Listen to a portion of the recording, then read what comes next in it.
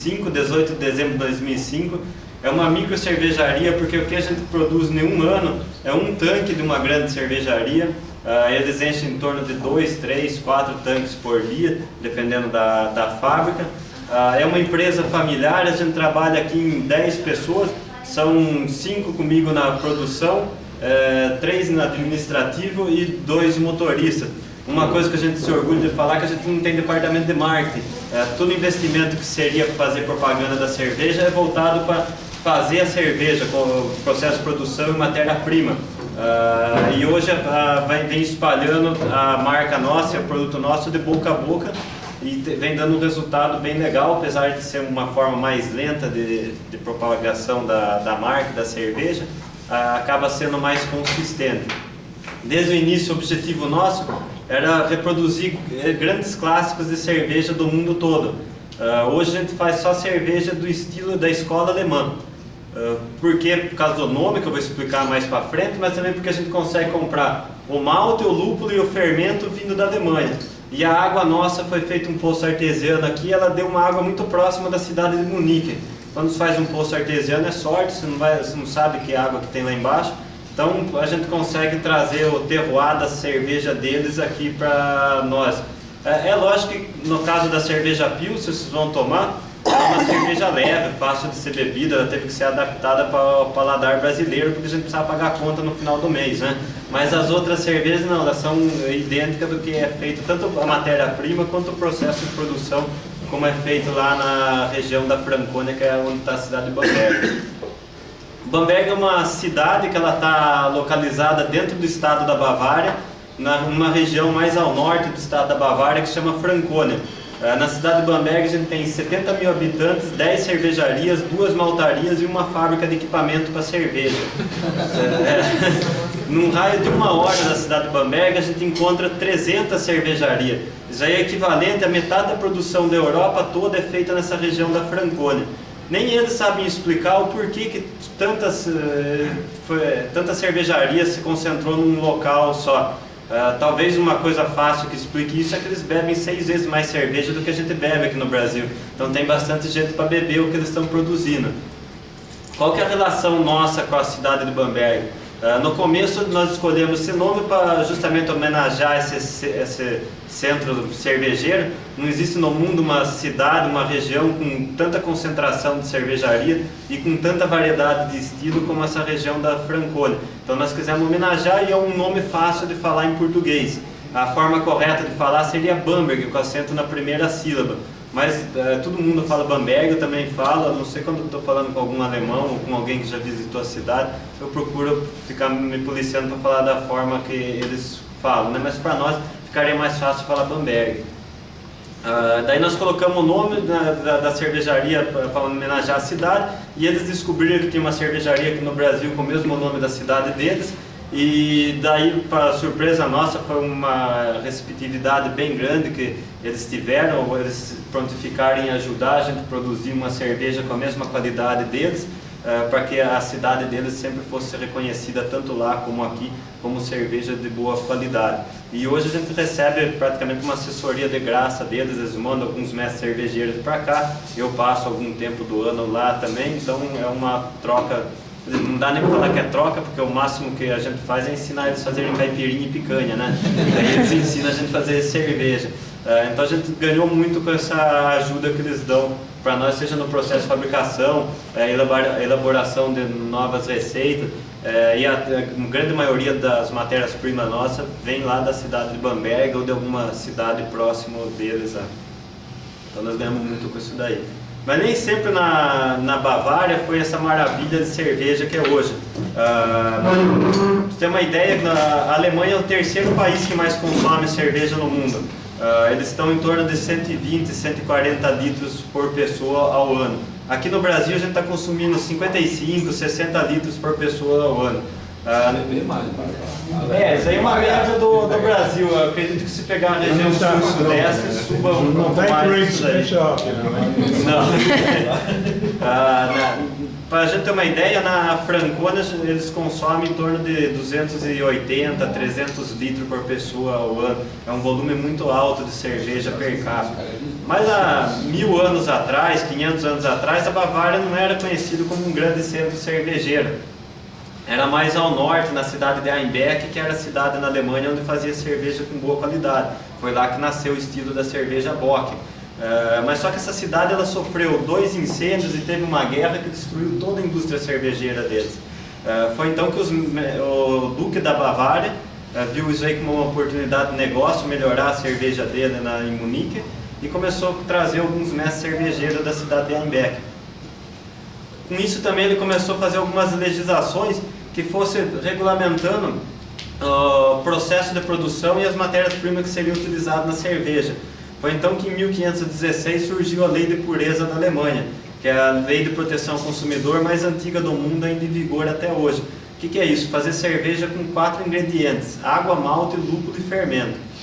E é assim que todas as cervejas são feitas ainda na Alemanha. Aqui no Brasil, como que funciona isso?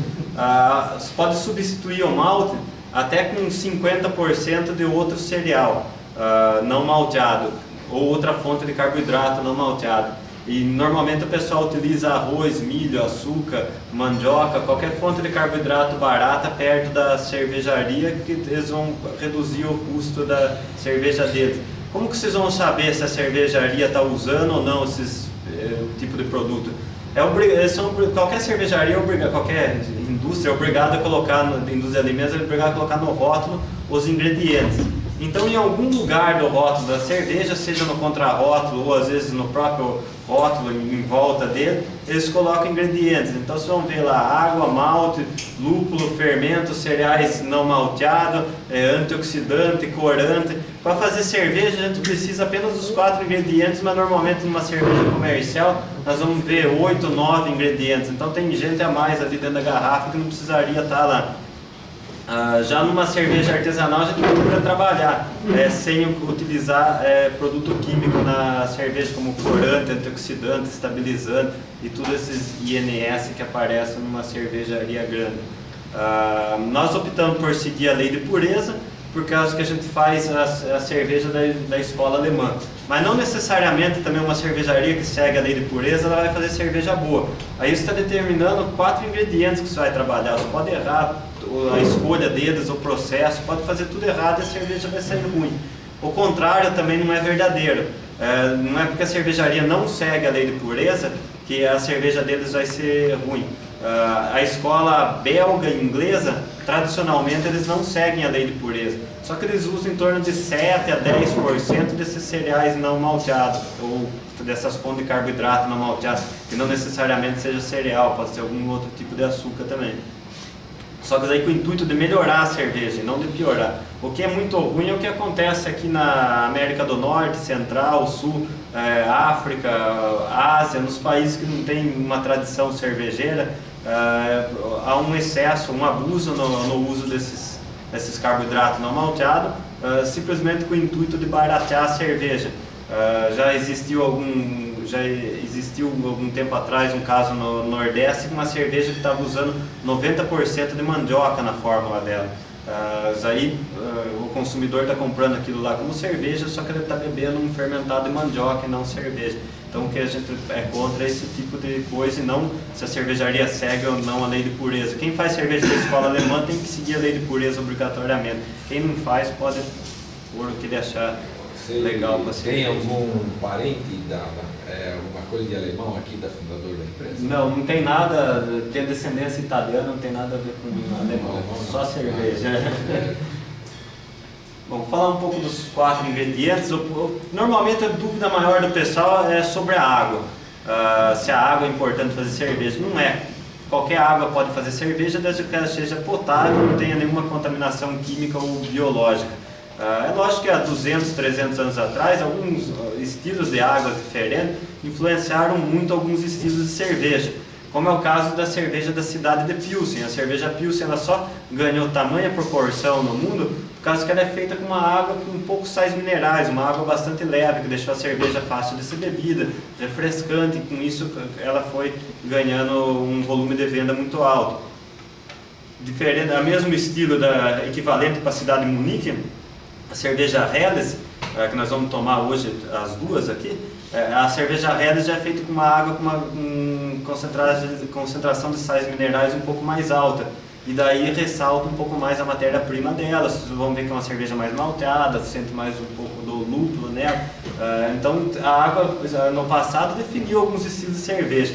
Hoje qualquer cervejaria, seja o tamanho nosso ou o tamanho dessas mega cervejarias que tem no Brasil, pode tirar todos os sais minerais da água e colocar só o que for necessário. Isso aí é relativamente barato para a cervejaria. E é assim que todas as cervejarias fazem quando a água dela não está de acordo com a receita dela. Quando tem uma fábrica em 2 cidades diferentes ou em 2 países diferentes fazendo a mesma marca de cerveja, a água vai ser igual. E aqui no interior o pessoal fala muito de uma marca que é fabricada em 2 fábricas diferentes e fala de tal cidade é mais gostosa do que a outra por causa que a água lá é melhor do que a outra. Só que não é a água, se vocês forem perguntar para o cervejeiro deles, e é verdade, a água deles é padronizada, o que muda é o equipamento e vários outros fatores que estão influenciando, e a água que de menor relevância nesse caso para determinar a qualidade da cerveja. Quando uma cervejaria fala muito da água dela, água da montanha, água cristalina, água não sei da onde, nós ficarmos com o pé atrás, que o mais importante para falar de cerveja são as matérias-primas que vão vir daqui para frente e principalmente o processo de produção. É isso que faz uma cerveja boa. O duro é quando eu coloco um jogador do Corinthians em cima de peso, fazendo a propaganda da cerveja. Daí que ficou complicada a situação da cervejaria, do produto. A turma já ficou brava lá. Bom, vamos continuar que meu filho não tá bom, o seu está melhor do que o meu, vamos mudar de assunto. O malte talvez seja um ingrediente fundamental para a cerveja, porque é através do malte que o fermento vai comer o carboidrato dele e produzir o álcool e gás carbônico. O malte, quando a gente fala só a palavra malte, subentende que seja malte de cevada. Mas tem malte de centeio, de trigo, milho, qualquer cereal teoricamente pode ser malteado.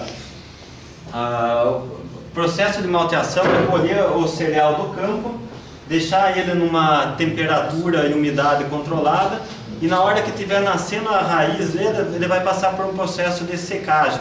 E de acordo com a temperatura de secagem, nós vamos ver a tonalidade diferente do grão. Esse malte que está passando aqui é o malte Pilsen, que faz a cerveja clara e ele é seco em temperaturas bem baixas.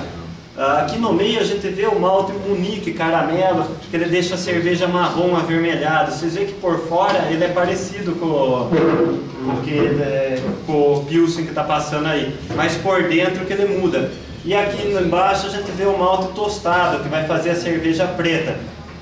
Esse malte tostado, ele é feito de uma forma parecida como é feita a tosta do café. Então ele vai dar na cerveja aroma de café e chocolate. Vocês podem estar falando assim, pô, eu tomo cerveja escura, só que é doce, né? A cerveja escura doce é a mesma cerveja Pilsen que ela foi adicionada xarope de caramelo nela, por isso que ela é doce. E... Você poderia fazer só uma gentileza que ele vai atender o telefone? Acho que é melhor parar. Professor. A cerveja preta doce não é legal para a cervejaria, porque na verdade você está vendendo a mesma cerveja Pilsen com um corante artificial nela, né? Normalmente a cerveja preta feita com malte, ela vai ser ao contrário do doce, ela vai ser mais seca, um pouquinho mais amarga, com aroma de café e chocolate. Nós vamos tomar uma cerveja desse tipo hoje aqui. Outro ingrediente que a gente utiliza é o lúpulo. O lúpulo é como se fosse o tempero para fazer a cerveja. Vem sendo utilizado o lúpulo por volta de 1000 anos na cervejaria. E antigamente, antes de utilizar lúpulo, eles utilizavam um composto de algumas ervas diferentes, que era no local onde fabricada a cerveja, eles faziam e mantinham em segredo dentro da família que erva que estava ali. E com o tempo o lúpulo foi ganhando proporção dentro da indústria cervejeira. E hoje a gente pode falar que 100% das cervejas são feitas com lúpulo. Eu conheço 4 cervejas no mundo que não utilizam lúpulo, mas como uma forma assim, de divulgar uma experiência, alguma coisa assim, não como uma forma de comercialmente vender em volume. O malte que está passando, quem quiser comer pode comer, cuidado com a casquinha para não engasgar. O lúpulo não aconselho comer por causa que agora é tarde. já foi. Ele é bastante amargo. É bom pro fígado. Eu pensei que o Belo era amargo. A quantidade de lúpulo maior torna a cerveja mais amarga? Exatamente. Quanto mais lúpulo a gente utiliza na cerveja, mais amarga ela fica. O lúpulo, ele tem, além de ele dar um amargor na cerveja, ele tem uma ação bacteriostática, ele inibe o crescimento de bactéria no produto. Com isso, já imagine há 1000 anos atrás, quando ele começou a ser utilizado, ao invés da cerveja durar 3 dias, 1 semana no máximo, vai conseguir durar 10 dias, 2 semanas. Então já foi um grande avanço para a indústria cervejeira. Hoje essa função dele de auxiliar no combate à contaminação da cerveja, a gente supõe que não seja mais necessário, dentro de um tanque desse é para estar tudo sanitizado, né? Mas ele ajuda também, além de dar o amargo, ele contribui com a espuma da cerveja e ele traz bastante benefício para a saúde nossa. O lúpulo tem bastante antioxidante, ele ajuda também na absorção de cálcio, que combate a osteoporose, e ele previne contra alguns cânceres, tanto para homem quanto para mulher. Quando a gente fala de prevenção de câncer, de qualquer coisa, eu acho que é meio assim, o que previne, na verdade, não sei se conseguiram provar alguma coisa que previne câncer, tem vários fatores que contribuem para a prevenção ou não, né? Mas o lúpulo é considerado um desses produtos que previne alguns tipos de câncer no homem e na mulher. O quarto ingrediente que a gente utiliza é o fermento. Existem 3 tipos de fermentação. A alta fermentação, que é conhecida como ale, escreve ale, está mais ligada às cervejas inglesa e belga. É a fermentação mais antiga, ela fermenta de 18 a 25 graus. Durante a fermentação forma uma espuma mais consistente, mais alta em cima do tanque. Mas não é porque é alta fermentação que ela está fermentando no alto. Na verdade, a fermentação está acontecendo dentro do tanque inteiro, né? E no final da fermentação, como qualquer outra fermentação, o fermento vai para o fundo do cone do tanque. A alta fermentação, a característica dela são cervejas mais aromáticas no que diz respeito ao aroma e sabor do fermento. Isso aí ele vai contribuir com um aroma e sabor frutado, condimentado, depende da cepa do fermento de onde está vindo. Aqui nós vamos fermentar hoje 2 cervejas de alta fermentação, a Weizen, que é a cerveja de trigo, e a Alt, que é uma cerveja tradicional de Düsseldorf. Na Weizen vocês vão perceber claramente um aroma de banana e cravo nela. Esse aroma aí não foi adicionado nenhuma essência dentro da cerveja. É essa cepa especial de fermento que vai produzir uma substância química que lembra a banana e o cravo. Já a baixa fermentação é um tipo de fermentação mais moderna. Ela surgiu depois da Revolução Industrial, com a invenção da refrigeração e mesmo depois que Pasteur conseguiu visualizar uma célula de levedura e isolar e multiplicar ela em laboratório. São cervejas que fermentam entre 8 e 12 graus e o produto acaba sendo, a cerveja acaba tendo pouca influência no aroma e no sabor do fermento. O maior exemplo disso hoje vai ser a Pilsen e a Helles, as 2 primeiras que nós vamos tomar. Ração de coelho. As 2 vão perceber bastante o malte e o lúpulo nela, mas o fermento passa batido, não vai ter nenhum aroma frutado, condimentado nessa cerveja. E o terceiro tipo de fermentação é a fermentação espontânea. Tem apenas umas 5, 7 cervejarias no mundo, perto de Bruxelas, que fazem ainda esse tipo de fermentação. E seria colocar o mosto numa piscina, o que tiver no ar vai cair lá, inocular esse mosto, e daí eles colocam de barril de vinho, de carvalho, que foi utilizado para vinho, e a cerveja vai ficar fermentando por 3, 7 anos.